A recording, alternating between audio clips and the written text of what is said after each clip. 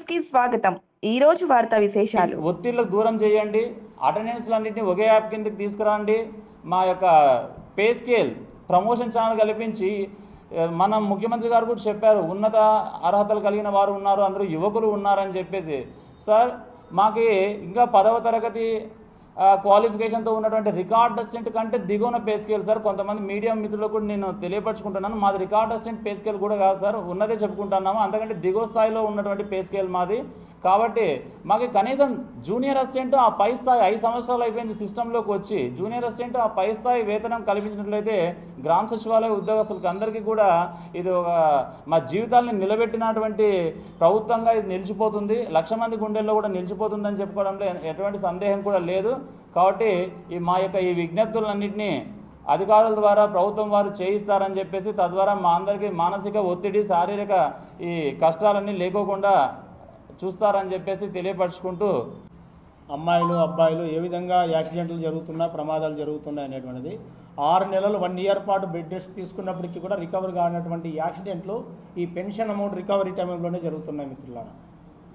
డబ్బులు తీసుకొని వచ్చేటప్పుడు, డిస్ట్రిబ్యూషన్ చేసేటప్పుడు, అలాగే పెన్షన్ అనేటువంటిది ఇవ్వండి అంటున్నారు, కానీ ఆ టయానికి ఖచ్చితంగా 2 రోజులు టైం ఇచ్చినప్పుడు 2 రోజులు కంప్లీట్ కావాలని అర్థం ఉండాలి. కానీ ప్రతి ప్రొద్దున్నే 6 గంటల నుండి అర్ధ గంటకు ఒకసారి పై అధికారులు రిపోర్ట్లు పెడుతూ ఆ మండలాన్ని వైపోయినా ఈ మండలాన్ని వైపోయినా వెంటనే 9 గంటలకి 100% కావాలా అంటున్నారు. 9 గంటలకి 100% చేయాలనుకున్నప్పుడు 2 రోజులు సమయం ఎందుకు ఇస్తున్నారు? 9 గంటలకే టైం ఇచ్చేస్తే అయిపోతుంది కదా. ఇంకా అలాగే అర్లీ మార్నింగ్ 6 గంటలకు పోతా ఉంటే కొంతమంది బెనిఫిషరీస్ తిడుతూ ఉన్నారు. నిద్రపోతున్నప్పుడు అనారోగ్యంతో ఉన్నటువంటి వాళ్ళు ప్రశాంతంగా నిద్రపోతున్న టైంలో అర్లీ మార్నింగ్ వస్తా అని మీరు తడుపుటట్లు లేపుతా ఉంటే ఎవరు అనుకోవాలి మేము అని. సో ఇలాంటి మా యొక్క బాధను కూడా అర్థం చేసుకోవాల్సిందిగా కోరడం జరుగుతూ ఉంది. మాకు ఉన్నటువంటి జస్ట్ చిన్న ఎగ్జాంపుల్స్, మాకు ఇచ్చేటువంటి 15 CLలు ఇస్తారు సార్. ఆ 15 CLలో కూడా ఇక్కడ ఉన్నటువంటి ఒకసారి అడగండి, మ్యాక్సిమం 10 పైన ఇప్పటికీ బ్యాలెన్స్లే ఉన్నాయి. అంటే ఎందుకంటే ఒక CL పెట్టుకోవడానికి కూడా 5-6 మంది అధికారుల అనుమతి తీసుకుంటే కానీ మా వాళ్ళకి ఇవ్వట్లేదు. పంచాయతీ సెక్రటరీ పర్మిషన్ తీసుకోవాలంటారు, ఎంపీడీఓ గారి అనుమతి తీసుకోవాలంటారు, కన్సల్ట్ డిపార్ట్మెంట్ వాళ్ళ అనుమతి తీసుకోవాలంటారు, మళ్ళీ ఏ డిపార్ట్మెంట్ వాళ్ళు ఏరే సర్వే ఇచ్చింటే వాళ్ళ యొక్క అనుమతి తీసుకోవాలంటారు. ఇన్ని కండిషన్స్ పెట్టి సెలవులు ఇచ్చేటప్పుడు సెలవులు లేవన్నా చెప్పండి, మాకు అడగడానికన్నా అడగకోకుండా ఉంటాం మనం. దయచేసి ప్రభుత్వ పై అధికారులు కానీ మా యొక్క బాధను అర్థం చేసుకోండి. డిగ్రీలు చదివి వచ్చినటువంటి వాళ్ళకి రికార్డ్ అసిస్టెంట్ కన్నా తక్కువ స్థాయి పే స్కేల్ ఇస్తున్న 5 సంవత్సరాల నుండి ఏమాత్రం మొహమాట లేకుండా ఏ సర్వే ఇచ్చినా ప్రభుత్వం ఇచ్చినటువంటి సమయానికన్నా ముందుగానే మనము పని చేస్తూ ఉన్నాం. ప్రభుత్వాలకు అందరికీ కూడా మంచి పేరు చేస్తూ ఉన్నాం.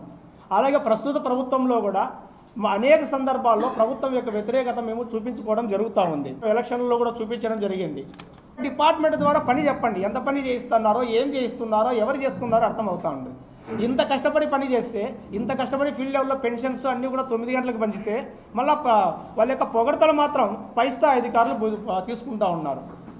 పై స్థాయి అధికారులు ఒకరి మీద ఒకరు పోటీలు, వాళ్ళ యొక్క మంచి పేరు తెచ్చుకోవడానికి కింది స్థాయి ఉద్యోగస్తులను చాలా ఇబ్బందులకు గురి చేయడం జరుగుతూ ఉంది.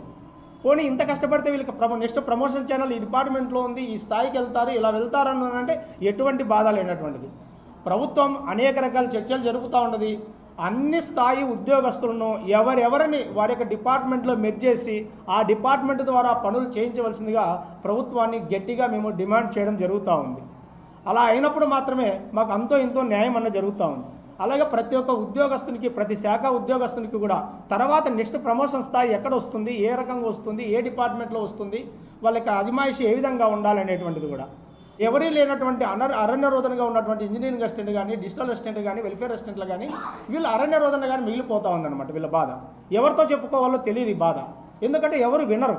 అందరూ ఏమన్నంటే ఖచ్చితంగా చేయాల్సిందే. ఒకే ఒక మాట ఏమొస్తుందంటే, ఆఖరికి నిజంగా యాక్సిడెంట్ అయినప్పటికీ కూడా దాని సెలవులకు కూడా ఎంత ఇబ్బంది పడాల్సిన పరిస్థితి వస్తూ ఉందంటే, ఒకరేమంటున్నారు మీ కింది స్థాయి అధికారితో సంతకం తీసుకోండి అంటారు, మళ్ళీ ఇంకోరు ఏమంటారు మండల స్థాయి అధికారితో సంతకాలు తీసుకోండి అంటారు, ఇంకోరు ఏమంటారంటే మళ్ళీ మీ డిపార్ట్మెంట్తో సంతకాలు తీసుకోండి అంటారు. ఈ ముగ్గురులో ఏ ఒక్కరు ఒప్పుకోకపోయినా దాంట్లో సెలవు అనేది ఇవ్వట్లేదు. ఇన్ని కండిషన్స్ పెట్టడం వల్ల ఈ సచివాలయ ఉద్యోగస్తులకు సెలవులే లేవు, CLలు లేవు, మెడికల్ లీవ్లు ఏమీ లేవన్నా చెప్తే బానిసలు అనుకుని అట్లనే పనిచేసుకుంటాం. చాలా కఠినంగా ఉన్నాయి. కింది స్థాయిలో పనిచేస్తున్నటువంటి వాళ్ళు, కింది స్థాయిలో ఉన్నటువంటి గ్రామ స్థాయి లీడర్లు కూడా అది ఏదో సచివాలయ ఉద్యోగస్తులే కొంతమంది కావాలని చేస్తున్నట్లుగా కొంతమంది నాయకులు సచివాలయ ఉద్యోగస్తుల మీద విపరీతమైనటువంటి పని ఒత్తిడి గురి చేస్తూ రాజకీయ ఒత్తిడిని కూడా గురి చేయడం జరుగుతూ ఉంది. దయచేసి పై స్థాయిలో ఉన్నటువంటి నాయకులు ఎవరైనా సరే అంటే ప్రభుత్వ అధికారులు కానీ లేదా ముఖ్యమంత్రి స్థాయి వ్యక్తులు కానీ ఇందులో చర్యలు తీసుకొని తగిన చర్యలు తీసుకోవాల్సిందిగా కోరుతున్నాను.